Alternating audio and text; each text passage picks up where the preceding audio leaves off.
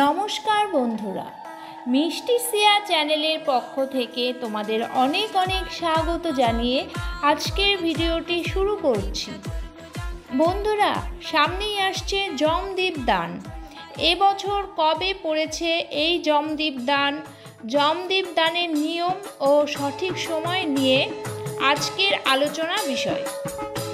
এবার চলো জেনে নেই এই যমদীপ দানের সময়সূচি।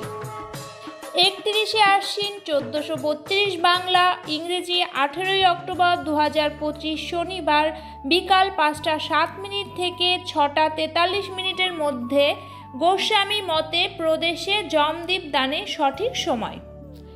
এবার চলো জেনে নেই যমদীপ দানের সঠিক নিয়ম। ধন ত্রয়োদশীর দিন যমদীপ দানের প্রথা আছে। দক্ষিণ দিকের অধিপতি হলেন যমরাজ। দক্ষিণ দিকে যমরাজের উদ্দেশ্যে যমদীপ দান করলে পরিবারে অকাল মৃত্যু প্রবেশ করে না, পরিবারের সকলের স্বাস্থ্য ভালো থাকে। যমদীপ দানের এই বিশেষ দিনে অবশ্যই নিরামিষ আহার গ্রহণ করার চেষ্টা করবে।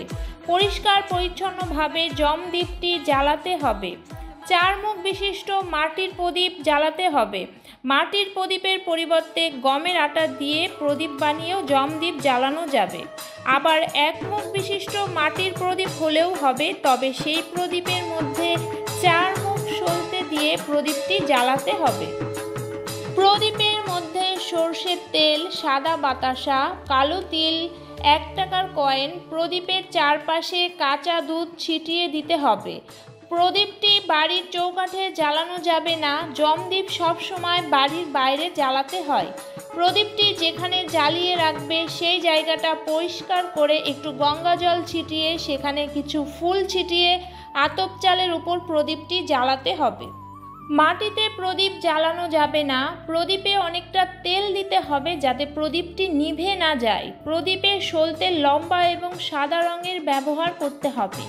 যম প্রদীপটি বাড়ির বাইরে দক্ষিণ দিক করে প্রদীপটি রাখতে হবে এবং প্রদীপটি জ্বালানোর সময় হাত জোড় করে মনে মনে প্রার্থনা করতে হবে, আমার বাড়ির সকলে বিপদ থেকে যেন রক্ষা পায়, সকলে সুস্থতা, অকাল মৃত্যুর হাত থেকে সংসারের প্রত্যেক সদস্য যেন রক্ষা পায়, সেই কামনা জানাতে হবে।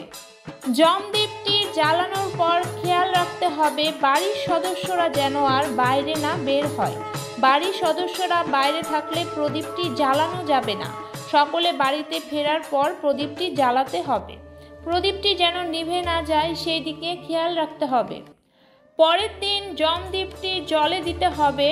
বলা হয় যে সঠিক নিয়মে প্রদীপটি জ্বালানো হলে সারা বছর ভালো থাকা যায়, সংসারের অকাল দুর্ঘটনাগুলো থেকে বাড়ির সবাই রক্ষা পায়।